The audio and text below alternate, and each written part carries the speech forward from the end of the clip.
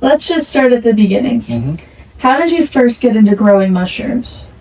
So, getting into mushrooms, it was kind of a funny story. I've always been into biology, and essentially what happened was I was looking for a job. I was looking for a business to start, really. I was in between. I was a carny at the time. I was traveling, and I was just looking for something to do that was part-time that I could do on the side. So I had a small barn available to me to start a business. And what ended up happening was we ended up Googling things to do with small amounts of space.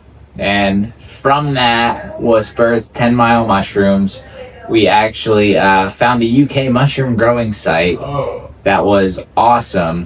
It just totally inspired me. They weren't doing anything special. They were growing on straw. It was like the total, like really newbie type of thing. But eventually what happened was they just kind of gave us the push to start a full-fledged farm and start doing the farmer's market.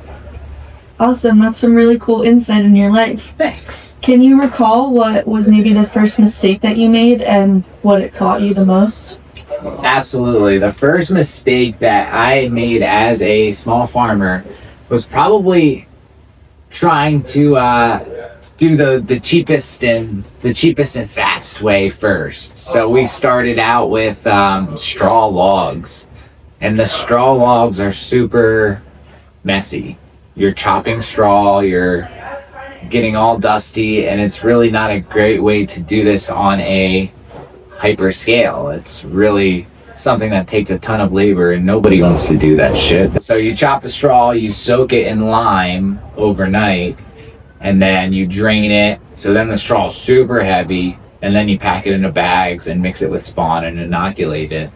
But the straw was like the worst thing to start, and we quickly learned that growing in the grow bags is the way to go. I was unaware of the grow bag method when I started, and as much specialty mushroom stuff is, you're literally just finding stuff in forums and online, and that's the gist of how you learn. So that's why here now at 10 Mile Mushrooms we're trying to consolidate all of this stuff, because there's not much info out there on homesteading and farming and growing mushrooms as a whole. Awesome. So despite a few hardships, what would you say to convince people that it is worth it in the end? That it's worth it in the end. Well, for my particular situation and my particular story, it ended up being worth it in the end because I literally had no other avenues to go. A heroin addict for many years, and like I had a crazy life at the time, and I didn't have any other options. So once I found out that through agriculture I was able to obtain a beginning farmer loan and potentially buy land and get really low interest loans for no credit check or any, no money down, it was like a dream come true. I was like, wow, this is like my way out. This is a way to potentially actually build something now. So that's what we ended up doing. I started the farm. After 3 years, had the ability to qualify for a specialty beginning farmer's loan, and that's how things transpired from there. You can start small and scale up, and you don't have to start with a 100-acre farm and be doing like till crops and stuff like that. You can grow indoors, do specialty mushrooms. Like my Google search was things to do in a small amount of space, and the mushroom thing was like, oh, per meter squared you can grow this much. I was like, holy shit, that's a lot for a recurring revenue type of deal. So this is astronomically different in that retrospect. Thanks, Kyle. I appreciate the honesty and detail behind your answers. So let's actually get into the how-to for people watching who've never done this. Or what's the simplest way to describe how mushroom growing actually works? The total opposite of growing plants is the number one thing that I would say about growing specialty crops and specialty mushrooms. It's not gardening. It's not growing out in your garden. It's a totally different beast, and there's lots of steps and processes throughout the mushroom cultivation cycle that you just don't need to do in plant work. There's a lot of propagation stages comparatively to plants where you're just at the seed stage, the seedling stage, and then the vegetative stage. With mushrooms, it's 4 or 5 other processes prior to that. Science and labor of love than anything. It's a biology-based, laboratory-based type work, and we're in the lab constantly, and that's where 95% of the actual farm exists, is within that lab space, and expanding the cultures and expanding the mycelium to a mass amount to where we can actually fruit a mass amount of mushrooms as well. So it's all about mycelial propagation in growing specialty mushrooms, whereas it's just like the flower per se. It's a very small, short. Most of these parts of the life cycle will take months, and then you have mushrooms in a couple of days, and then they're like bad. So it's a short life cycle. So it's really different in that regard for sure. So is it true that you would advise a beginner to start with a grow kit and they're just starting out? Yeah, our beginners, all of our beginner cultivators, we want people to start from the top and work your way down, because there's a difference between growing food and then being a mycologist. And the beauty of specialty mushrooms is that it's a mix of both of those things. But with that being said, it's a lot to learn off the bat. So buying a grow kit, having a grow kit just to grow, to learn, to understand how mushrooms actually grow and get down the actual fruiting portion first, I think is how all people should start out in specialty mushrooms, and how all of our customers have had success buying ready to fruit blocks and then kind of graduating to making their own substrate, and eventually doing their own thing with producing all of the mycelial aspects of it. But there's a whole bunch of niche and little things that you need to learn in order to that other people don't have to. On that note, what would you say is a realistic budget for someone to get their first flush of mushrooms? A realistic budget to get your first flush of mushrooms is literally under $100 if you really want. And that's if you want to do it fancy. I mean, you can get a grow kit for $55 and grow 4 pounds of mushrooms over the course of 2 months. And that's like the easiest way to start. But if you're looking to buy a small grow tent, do a little setup, you can easily get into it for $100 max. It doesn't have to be anything major.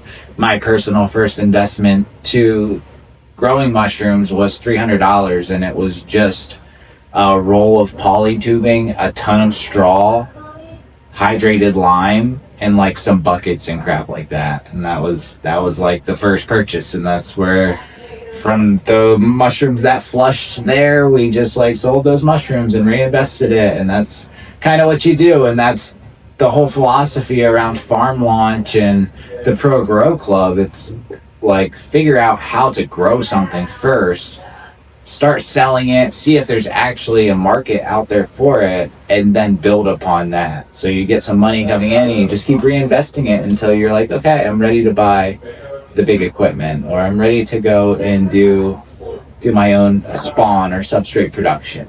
It takes time though. It takes time, and that's why I just see so many people fail. I mean, we've been going through our Instagram lately and just deleting farms that we follow, and some days I'll go through and delete 100 farms who are no longer active, who were growing mushrooms at one time, and there's a lot more than that still need removed from our list, and that's just of like 3,700 people that we follow on Instagram. I mean, it's hundreds. The success rate is so low initially. We're just seeing the need for people needing the knowledge, Yeah, it's unfortunate to see those farms disappearing. I know. Well, there's no education, there's no backing, you learn on a forum, and then you're left to your own devices to trial and error. And that's what we did, and we finally got here, and I'm like, people need to know this info, because there's nobody else talking about it, and there's nobody else like handing it out and saying this is what you really should be focusing on. Like, wish to God somebody was telling me, like, focus on actually selling your product first. Like, things would be a lot different now. Going with struggles and failures, let's talk about substrate, an area I feel like a lot of people get stuck on. Especially on a large scale, when you're doing hundreds, if not thousands, of blocks a week, like we are, you can really run into some logistical issues, let alone sourcing the materials is probably the hardest part of substrate production in and of itself. Is finding quality certified organic materials is really tough. It took a long time for us. We started conventional, and it takes a while to hunt these things down. And then again, there's, this is farming, agriculture. People have problems one year, and then you need to use a different supplier, and really getting the product and keeping it steady is one of the harder things. So you need grow bags, which have wood pellets. All of these materials just continue to go up in cost. So it makes it difficult, especially when you're having to deal with multiple suppliers for each one. But the real challenge of substrate, besides that, is consistency. Knowing your numbers, knowing how to properly do like a moisture content test, so that you know exactly where the moisture content of your, it's being scientific and being as specific as you can in all of these processes, so that everything is exactly the same. Because if it's not the same, you're going to run into so many issues that are undiagnosable, when in reality it's probably just the last thing you did, and you don't know that because you're doing so many other things. So yeah, there's a lot to it for sure.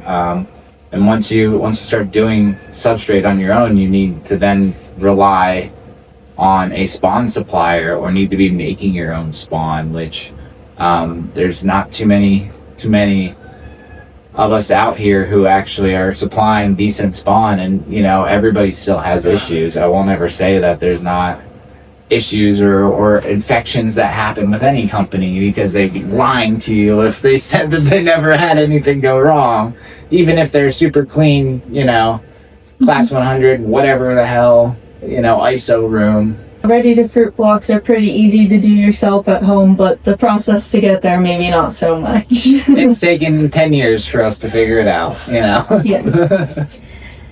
So, this is the question that I feel like everyone's actually scared of. What does contamination actually look like, and how do you tell it apart from healthy mycelium?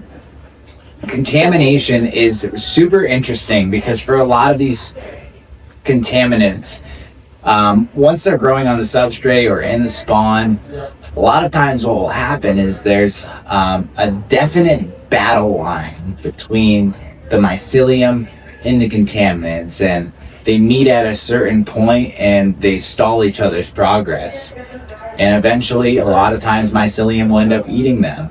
But that's not a substrate necessarily that you want to fruit, but there's always almost going to be a little hard line between the contaminants. And there's so many different kinds of bread mold, trichoderma. It's nearly infinite to the degree of what colors you can have going on. There's red lipstick mold, there's all kinds of stuff. The most prevalent though is definitely trichoderma, and trichoderma is every farm's worst nightmare. Between trichoderma and neurospora, those are the deadliest sins for a mushroom farm to have consistently popping up. A wide range of stuff, and it's not always the end of the life for that block if you get some contamination. Even after you fruit a block, it has a higher likelihood of catching any type of mold, just because that mycelium's weakened. It's on a high nutrient dense substrate. They're one and the same essentially in a lot of respects. So What would you say are some of the top things that beginners do that might invite that contamination in? Ooh, this is a good one. Lots of beginners have problems with their sterilization and pasteurization cycles, as well as sterile technique. You don't realize the little things that you're missing in your technique. Sterile and extremely lab worthy. There's so many small things that I've missed over my years, like not sterilizing my knife between plates, and just real little stupid things that you think you can skip, and when you try to cut corners in cultivation, you're always going to get some kind of backlash for it. There's no corners to be cut, really. Okay, that's awesome insight. So, say everything's going right. What conditions trigger the fruiting? How do you replicate them at home? At home, well, the conditions of fruiting really are based upon 4 parameters. They're based upon light, humidity, airflow, and you want a decent temperature range between 50 and 70 degrees. You want a humidity of 75 to 95. All of these mushrooms need some sort of light. I mean, if we had a block growing right here on the table, this sunlight coming in from the window would be plenty. I mean, they just need some sort of light. These T5 lights, we use these in the grow room. These work fine for lighting. Airflow, mushrooms need oxygen just like we do, so they need to be in a space where they're getting some consistent airflow as far as oxygen that's not too many parts per million CO2. So sometimes cracking a window can help. If you're noticing that your mushrooms are growing real leggy, if they're growing in a way they're just not looking right, they're not forming caps properly, or they're getting real deformative type of growth, you may be lacking oxygen. So these 4 things are all of the starting points of troubleshooting your grows at home.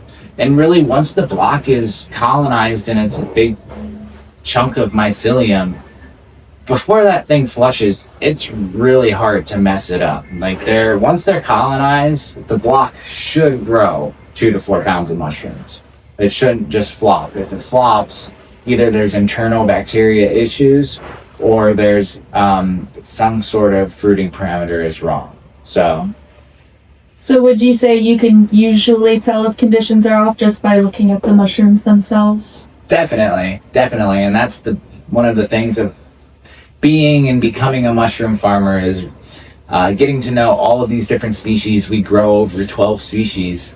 So it takes time to really understand what each one and how each one reacts. And it's different between even strains as far as the strains go that we grow on a daily basis. Lots of different things go awry and go different as far as bit of differences in their genetic form once they're fruited out.